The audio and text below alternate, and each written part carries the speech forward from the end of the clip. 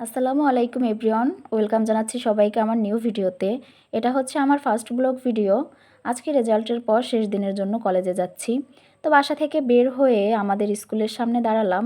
সেখানে দাঁড়াতেই গাড়ি আসলো, উঠে রওনা হয়ে গেলাম কলেজের উদ্দেশ্যে। চলে আসলাম আদি সাতক্ষীরা ঘোষ ডেয়ারিতে। এটা মঠবাড়িয়া থানার একটি অনেক পুরনো এবং জনপ্রিয় মিষ্টির দোকান। তো এখান থেকে রসগোল্লা কিনে নিলাম স্যারদের জন্য রেজাল্ট উপলক্ষে। তো তারা প্যাকিং করে দিচ্ছে। এই হচ্ছে আমাদের কলেজ। তো কলেজের ক্যান্টিনে বান্ধবীরা সবাই বসে আছে, আমি সরাসরি চলে গেলাম, স্যার ক্লাস নিচ্ছে সেখানে। তো এই হচ্ছে আমাদের কলেজের পুরো ক্যাম্পাসটা। তো স্যার অনেক প্রশংসা করলো, প্রশংসা শুনতে সবারই ভালো লাগে, তা যদি হয় রেজাল্টের তাহলে তো কথাই নেই।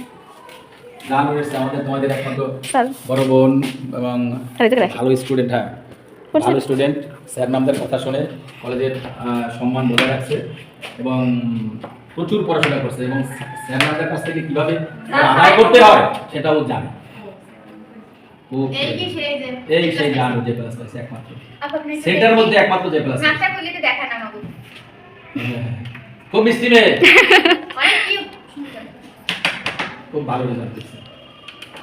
যখন শুনছি ভরাজিগলে যে ক্লাস নাই তখন আমার মানে আমার একদিক থেকে কষ্ট হয়েছে যে ভরাজিগলে 4টা ট্রেড একটা ক্লাস পানের কথা না, অন্তত 15-20টা পাইবে, একটাও পায় না। অথচ আমাদের কলেজে পাইছে, তাহলে আমাদের সেই মেয়েটাকে আমি তো জানি জাহানুর ছাড়া কেউ না। আমি রেজাল্ট পর আগেই ওই খবরটা জানাইছি যে জাহানু তুমি ক্লাস পাইছো। এরপরে কম্পিউটার রেজাল্ট দেখি আমি তো কম্পিউটার সামনেই বসা, তো দেখলাম ঠিক জাহানুরই পাইছে, কারণ এই ক্লাস পাওয়ার মতো যোগ্যতা সম্পূর্ণ। এরপর আমরা সবাই অফিস কক্ষে চলে আসলাম। সেখানে স্যার ম্যামরা বসা ছিল, সেখানে গিয়ে সবার সাথে দেখা করে আসলাম। দেখা করে আসার পরে স্যার আমাদের ক্যান্টিনে নিয়ে গেল এবং ট্রিট দিল, বললো যা খেতে মন চায় তাই খেতে পারবা। তো আমরা ঝালমুড়ি, চকলেট এসব খেলাম। তো খাওয়া দাওয়া শেষ করে একটু কমন রুমে আসলাম। সেখানে ভাবলাম যে চলেই তো যাব, আবার কবে আসি না আসি, তাহলে একটু ক্যারাম খেলে নেই।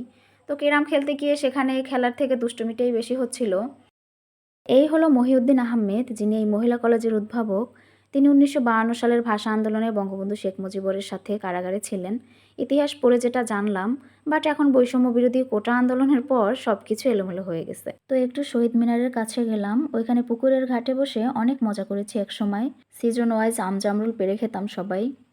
তো এখানে এসে বান্ধবীদের সাথে ছবি তুললাম, অনেক ভিডিও করলাম। একটা ইমোশন কাজ করছে সবার, আর একসাথে হতে পারবো কিনা কখনো। তো কলেজ ছুটি হয়ে যাচ্ছে, এখন যেতে হবে সবাইকে, তাই কলেজ থেকে বের হয়ে গেলাম। তো বান্ধবীরা সবাই জেদ ধরেছিল যে আইসক্রিম খাবে, বাট আইসক্রিম ক্যান্টিনে ছিল না। তো কলেজ থেকে বের হয়ে পাশে একটা দোকান ছিল, সেখান থেকে সবাইকে আইসক্রিম কিনে খাওয়ালাম। রওনা হয়ে গেলাম বাড়ির উদ্দেশ্যে। তো সবাই কমেন্ট করে জানাবেন আমার ব্লগ ভিডিও আপনাদের কাছে কেমন লেগেছে। ফিরে আসবো নতুন কোনো ভিডিওতে, সেই পর্যন্ত সবাই সুস্থ থাকুন, ভালো থাকুন, আল্লাহ হাফেজ।